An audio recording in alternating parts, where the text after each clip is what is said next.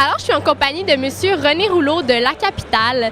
Dites-moi, comment ça a commencé votre alliance avec la Fondation ici?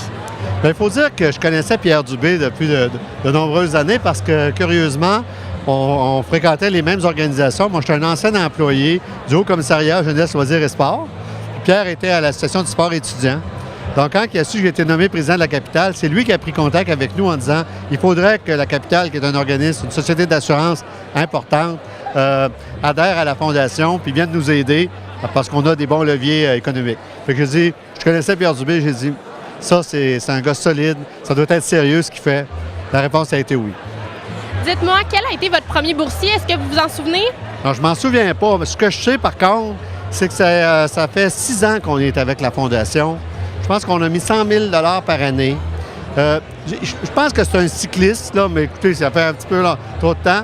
Puis, à chaque année, on les reçoit à la Capitale, nos jeunes. On leur donne les couleurs de notre entreprise, ça. Puis on voit les sourires puis le dynamisme de ces athlètes-là. Puis nous, ça nous fait du bien dans notre quotidien de voir des beaux jeunes qui réussissent. Puis écoute, on a signé pour 3 prochaines années encore à hauteur de 100 000 par année. Donc, c'est un programme qui est notre programme chouchou à la Capitale. Dites-moi, quelles sont les valeurs de la Fondation qui rejoignent les valeurs de la Capitale? Bien, vous savez, nous, on est une mutuelle. La Capitale, c'est pas une société Capital Action, c'est une société mutuelle. Puis la première valeur de l'entreprise, c'est la primauté de la personne. T'sais, nous, là, on travaille en fonction de rendre nos clients heureux, nos employés heureux, nos partenaires.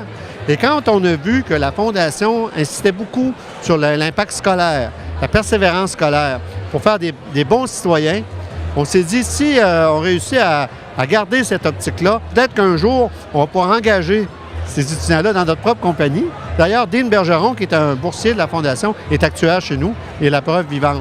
Donc, la question de la primauté de la personne a fait en sorte qu'on s'est dit, ça va être des jeunes qui vont passer au travers d'une carrière incroyable. Peut-être qu'un jour, ce seront nos propres employés. Dites-moi, si vous pouviez décrire la Fondation en un seul mot, c'est difficile, il y en a beaucoup qui pourraient être nommés, qu'est-ce que vous diriez? Moi, je dirais un seul mot, c'est sa crédibilité. Et pourquoi vous dites ça? Parce qu'on est sûr que l'argent qu'on envoie à la Fondation, elle est gérée de façon exemplaire. Les frais d'administration sont raisonnables, sont plus bas, puis l'argent va vraiment vers les athlètes. Et pour nous, ils font une sélection incroyable parce qu'on a énormément de sollicitations. Donc, on dit à ceux qui nous sollicitent, nous, on fait affaire avec la Fondation. Donc, allez faire la sollicitation auprès de la Fondation. Ils font le travail pour nous. Nous, on a juste à faire le chèque. Vous me dites que vous êtes engagé pour les prochaines années, les 3 prochaines en tout cas au moins. Qu'est-ce que vous souhaitez pour la Fondation dans le futur? Bien, j'aimerais ça qu'on fête le 50e anniversaire.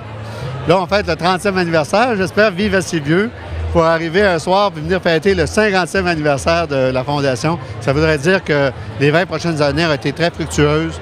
Il va continuer à avoir du développement. Puis je suis certain qu'avec les nouveaux ambassadeurs, la brochette de jeunes boursiers qui aujourd'hui sont impliqués dans la société, je suis convaincu que la pérennité de la Fondation est assurée.